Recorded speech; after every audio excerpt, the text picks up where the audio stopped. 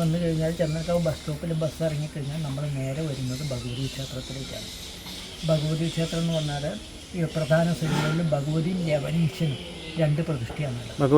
ഭഗവതിയും യവനീശനും ഭദ്രകാളി സ്വരൂപിണിയായിട്ടുള്ള ദേവിയുടെ ഒരു അംഗരക്ഷകന്റെ സ്ഥാനമാണ് യവനീശൻ. ദേവിയുടെ അംഗരക്ഷകന്റെ സ്ഥാനമാണ്. ശിവപൂജയാണ് ചെയ്യുന്നത്, പക്ഷേ എന്നാലും ദേവിയുടെ അംഗരക്ഷകന്റെ സ്ഥാനമാണ് യവനീശൻ. പ്രതിഷ്ഠകളാണ് പ്രധാനപ്പെട്ട. അതിൻ്റെ തെക്ക് ഭാഗത്ത് ആണ് കാരായ ഭഗവതി എന്ന് പറഞ്ഞാൽ പഴയ കാലത്ത് അയോധനകലകൾക്കൊക്കെ ആരാധിച്ചിരുന്ന ദേവി എന്നാണ് പറയപ്പെടുന്നത്. അതിൻ്റെ അപ്പുറത്താണ് ഈറ്റില്ലക്കണ്ണ്. ഈറ്റില്ലക്കണ്ണ് എന്ന് പറഞ്ഞാൽ ഗർഭരക്ഷാംബികയായിട്ടുള്ള ദേവി.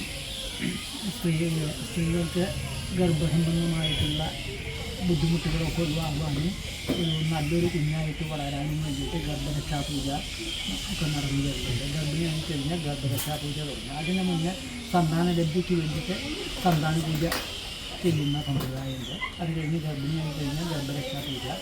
7-ാം മാസം വരെ ഗർഭരക്ഷാ പൂജ ചെയ്യും. പിന്നെ 7-ാം മാസത്തിൽ എത്തി കുറയ്ക്കാൻ വരും. ഭഗവതിക്ക് ചുവന്ന പൊട്ടും ഈറ്റിൻ്റെ കണ്ണിക്ക് കറുത്ത പൊട്ടും ചാർത്തുക. അതിനോടനുബന്ധിച്ചുള്ള പരിപാടികളും ചെയ്യുക. അത് സുഖപ്രസവ സിദ്ധിക്ക് സത്സന്താന ലബ്ധിക്കൊക്കെ ഏറ്റവും പ്രാധാന്യമാണ്. അത് കഴിഞ്ഞാൽ ഇതിന് താഴത്തേക്ക് ഇറങ്ങിക്കഴിഞ്ഞാൽ ശാസ്താവ് എന്നുള്ള പൂർണ്ണ പുഷ്കരാന്നുള്ള ദമ്പതിമാരോട് കൂടിയുള്ള ശാസ്താവാണ്. അത് ഇതിൻ്റെ അടുത്ത് തന്നെ ഒരു വണ്ടിക്കാവിലമ്മ എന്ന് പറഞ്ഞ ഒരു ദേവീ പ്രതിഷ്ഠയുണ്ട്. അവിടെ നിന്ന് അങ്ങോട്ട് ഇറങ്ങിക്കഴിഞ്ഞാൽ താഴോട്ട് തന്നെ ഇറങ്ങിക്കഴിഞ്ഞാൽ ഗണപതിയുടെ അമ്പലം. അത് ഗണപതിയുടെ മധ്യലോകത്ത് ആ ചുറ്റമ്പലത്തിൻ്റെ ഉള്ളിൽ പ്രധാന ശ്രീകോവിൽ ഗണപതിയുടെ ശ്രീകോവിൽ 5 പ്രതിഷ്ഠ. ഗണപതി, സരസ്വതി, ബ്രഹ്മാവതി ഒരേ ശ്രീകോവിൽ 5 പ്രതിഷ്ഠ. ഇവിടെയും കാണാത്തൊരു പ്രത്യേകതയാണ്. പ്രാധാന്യം ഗണപതിക്ക് എന്ന് പറയുന്നുണ്ടെങ്കിലും എല്ലാം ഒരേ പ്രാധാന്യമാണ് കൊടുക്കേണ്ടത്. ആ രീതിയിലാണ് പൂജകളൊക്കെ നടന്നു വരുന്നത്. ഗണപതിയുടെ ചുറ്റമ്പലത്തിൻ്റെ പുറത്തായിട്ട് 2 ചെറിയ കുട്ടി അമ്പലങ്ങളുണ്ട്. അത് ഒന്നിൽ സുബ്രഹ്മണ്യനും മാത്രം, ഒന്നിൽ കീഴേക്കാവിലെ ഭഗവതി, വേട്ടയ്ക്കൊരു ഭഗവതി. പണ്ട് ഒരൊറ്റ ശ്രീകോവിലായിരുന്നു. ഒറ്റ ശ്രീകോവിലും 3 പ്രതിഷ്ഠയും കൂടിയായിരുന്നു. അത് പ്രശ്നത്തിൽ സുബ്രഹ്മണ്യൻ തനി ശ്രീകോവിൽ വേണമെന്ന് കണ്ടിട്ട് 2 അമ്പലങ്ങളായിട്ട് കുറിച്ച് അതിപ്പോൾ ഏകദേശം 2017 അതിൻ്റെ പുനർനിർമ്മാണം കഴിഞ്ഞത്. അവിടുന്ന് ഇറങ്ങിക്കഴിഞ്ഞാലാണ് മഹാവിഷ്ണുവിൻ്റെ അമ്പലം. മഹാവിഷ്ണുവിൻ്റെ ശ്രീകോവിലിൻ്റെ ഉള്ളിൽ ചതുർബാഹുവായിട്ട് ഉള്ള സാക്ഷാൽ വൈകുണ്ഠനാഥനാണ്. ശ്രീകോവിലിൻ്റെ തെക്ക് ഭാഗത്ത് തന്നെ ചുമരിലൊരു 3 ചിത്രങ്ങളുണ്ട്. ഗണപതിയും ഗരുഡാരൂഢനായിട്ടുള്ള കൃഷ്ണൻ. അങ്ങനെ 3 ചിത്രമാണ്. മേക്കത്തൂർ ഭട്ടേരിപ്പാട് എഴുതിയ ചിത്രമാണ് എന്നാണ് പറയുന്നത്. പിന്നെ ഇവിടെ നടന്നു വരുന്നത് മീനമാസത്തിൽ ഉത്രത്തിനാണ് കടമ്പാട്ട് കൂടുന്നത്. കടമ്പാട്ട് ഏറ്റവും പ്രാധാന്യമുള്ളൊരു പരിപാടാണ്. കടമ്പാട്ട് മീനത്തിൽ ഉത്രത്തിന് ദേവിയുടെ ജന്മദിനം കൂടിയാണ്, പ്രതിഷ്ഠാദിനമാണ്.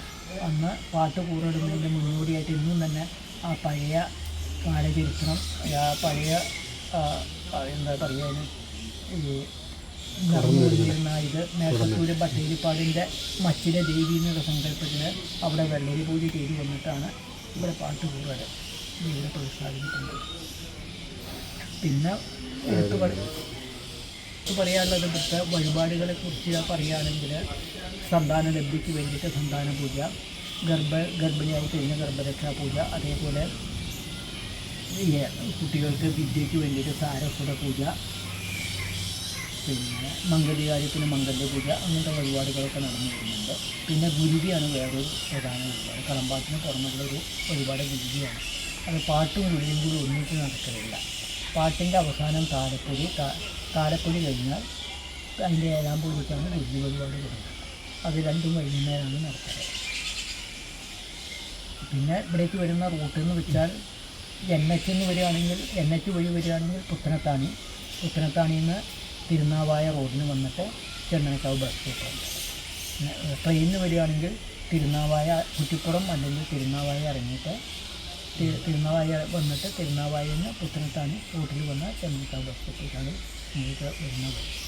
രാവിലെ സമയം 5 മണിക്ക് അമ്പലം തുറന്നു കഴിഞ്ഞാൽ 11 മണി വരെയാണ് സമയം. വൈകുന്നേരം 5 മണിക്ക് തുറന്നു കഴിഞ്ഞാൽ 7 മണിയാണ് സമയം. ചുറ്റും കാടുകളാണ്. ഇത് ഇവിടെ പിന്നെ എന്താണെന്ന് വെച്ചാൽ ഇവിടുത്തെ ഒരു പ്രത്യേകത, ഇവിടെ വനം നശിപ്പിച്ചിട്ടില്ല. ഇവിടുത്തെ എന്തെങ്കിലും കാര്യങ്ങൾക്ക് വേണ്ടിയിട്ടാണെങ്കിലും കൂടി നമ്മളൊരു മരം വെക്കണമെങ്കിൽ ആദ്യം ദേവിയുടെ സമ്മതം വാങ്ങിയിട്ട് വേണം മരം വെക്കണമെങ്കിൽ എന്ന് പറയും. അങ്ങനെ മരം വെട്ടുന്ന അങ്ങനെ പിന്നെ ഉണങ്ങി വീണ മരങ്ങളും അതൊക്കെ ഉപയോഗത്തിനെടുക്കാം. പക്ഷേ മറ്റേ സാധാരണ മരം വെച്ചിരിക്കരുത്.